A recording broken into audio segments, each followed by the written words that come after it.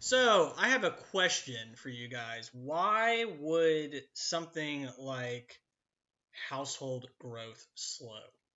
Why would that be? Well, I'll tell you.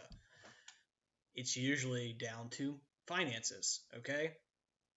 Right now, in a place like Davidson County, which is really Nashville proper, we are seeing very, very subdued household growth across both renters and homeowners, right, in the aggregate. But for homeowners, household growth is actually negative year over year from 23 to 24. Okay.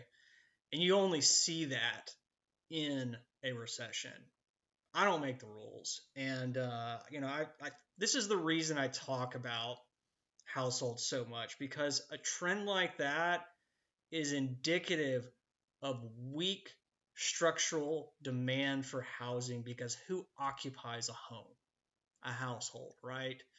So, you know, I think sellers really just need to maybe take a step back and maybe just consider what you don't know. And I know I'll say all these things. It really kind of rubs people the wrong way. That's not the point.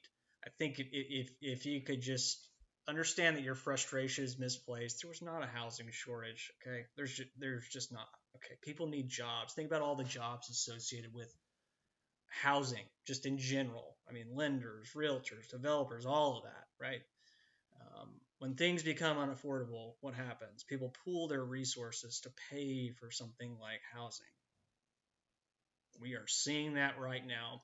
And there's much more to that story. In fact, I wrote about this on Substack this past week. Maybe I can leave a link to that. But again, guys, there's too much fluff out there. There are people who are just simply lying about this stuff, or maybe they're unaware of all these household metrics and trends. In fact, I would argue that households are probably one of the most misunderstood concepts, and especially all the measures around it. But it is so important to understanding where we go from here. Why do you think prices are now declining in Davidson County? And we're at the beginning stages of that, even for single family. It's not just a condo issue, guys.